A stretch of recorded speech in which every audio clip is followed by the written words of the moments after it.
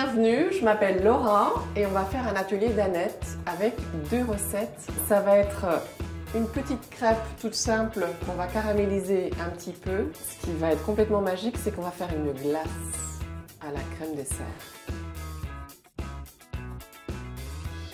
Je vais confier la balance à Edouard pour notre pâte à crêpes. Déjà, vous pouvez mélanger avant d'y rajouter le lait et les œufs. 3 œufs, oui. Le lait, il en faut un demi-litre.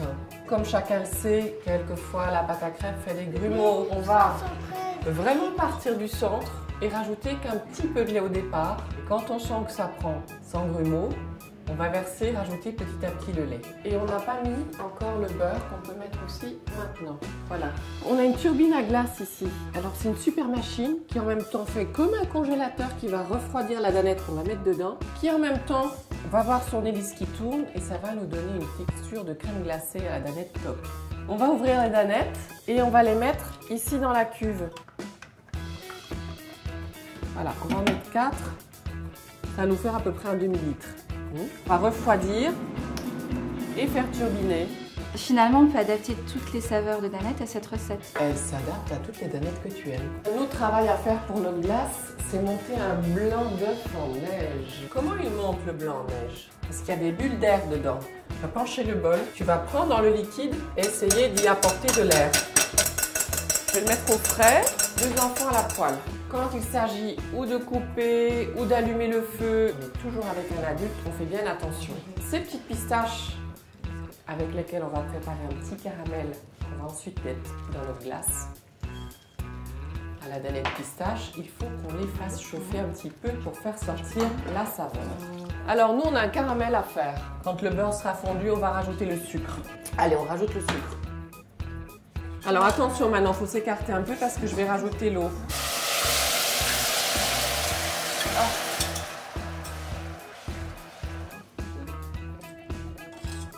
Voilà, vous l'étalez. C'est bon. Alors, on a préparé ce blanc d'œuf.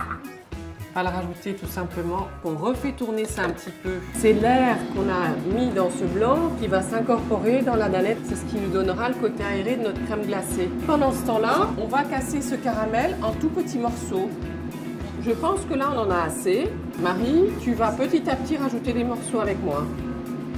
Et il faut maintenant que notre glace, elle prenne encore 10 minutes, un quart d'heure. Beurrez-moi tout ça et on va couler la pâte. Voilà. On te dit stop, hein. Stop. Une petite astuce gourmandise. Quand on fait des crêpes, quand la pâte, elle saisit d'un côté, on va passer un petit peu de beurre fondu dessus et saupoudrer d'un peu de sucre de canne. Et quand on va la retourner, ça va caraméliser.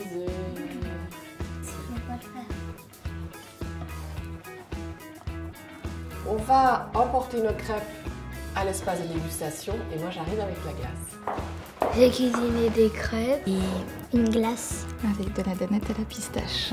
Mais elles n'étaient pas mes crêpes. C'était délicieux. On va recommencer à faire de la glace à la maison et on va changer d'arôme et on va prendre de la Danette à la vanille. Ma saveur de Danette préférée, c'est le chocolat. Aujourd'hui, on a fait des crêpes, mais qu'est-ce qu'il y avait de magique avec ces crêpes? C'est qu'il y avait une crème glacée à la danette pistache. Une glace avec la danette, ça fonctionne, c'est super. Vous verrez ça.